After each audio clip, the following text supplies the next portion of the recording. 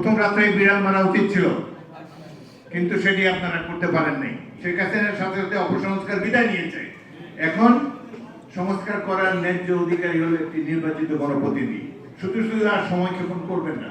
এই কয় মাসেই বোঝা গেছে আপনাদের দৌড় কতটুকু। বিএনপি আমাদের নেতৃবৃন্দের পক্ষ থেকে বলা হয়েছে যে আমরা এই বছরই নির্বাচন চাই।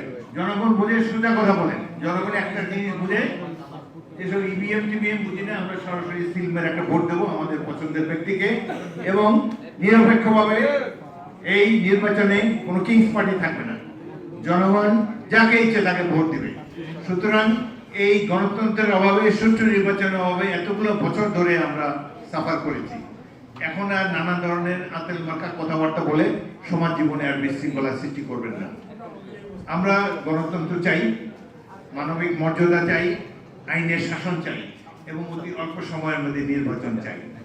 দেশের সবচেয়ে জনপ্রিয় দল বিএনপি আমাদের নেতৃবৃন্দের পক্ষ থেকে বলা হয়েছে যে আমরা এই বছরই নির্বাচন চাই। সুতরাং 2025 সালের মধ্যে একটা সুষ্ঠু নির্বাচন দেন। নতুন যারা দল করতে চায় তারাও মাঠে থাকুক, জনগণের কাছে যায়, প্রায় 1 বছর টাইম আছে, টেক ইউর টাইম। কিন্তু এইভাবে রাজনীতিতে কোনো কুটকাচাল করবেন না, প্রতিবেশী রাষ্ট্রকে সুযোগ দেবেন না, বিশেষ করে পতিত স্বৈরাচার।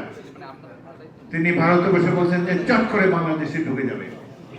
কেমন করে ঢুকে যাবে আমরা জানি, সেটা বলতে চাই না।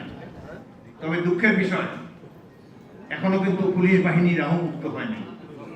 এখনো কিন্তু প্রশাসন, ওই শেখ হাসিনার প্রশাসন এখনো বহাল রয়েছে। এই সরকারের তো ক্ষমতা নাই।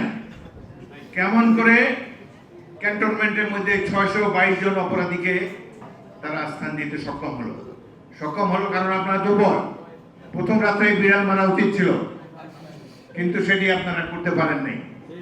যত অপরাধী তারা একটি বিশেষ বাহিনীর সাহায্য নিয়ে ধীরে ধীরে সীমান্ত অতিক্রম করে ভারতে গিয়েছে বাংলাদেশের বিরুদ্ধে ষড়যন্ত্র করার জন্য। বুঝাই যাচ্ছে এই সরকার তাদেরকে নিয়ন্ত্রণ করতে পারছে না।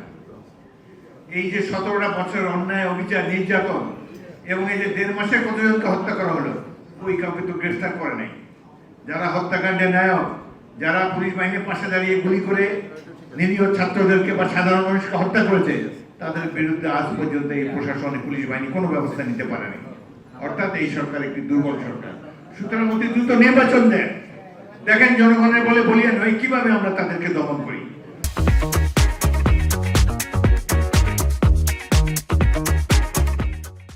আমরা একটি কল্যাণ রাষ্ট্র প্রতিষ্ঠা করতে চাই। এই গত 17 বছরে অন্যায় অবিচারের বিরুদ্ধে ব্যবস্থা নিতে চাই। আরেকটি বিষয় নিয়ে সব দল, রাজনৈতিক দলও চুপচাপ, বর্তমান সরকারও চুপচাপ।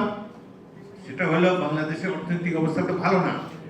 তারা এই যে হাজার হাজার কোটি টাকা, হাজার হাজার ডলার বিদেশে পাচার করেছে, ব্যাংকে রয়েছে, সেটা আনার জন্য তো কোনো কমিটি করেন নাই।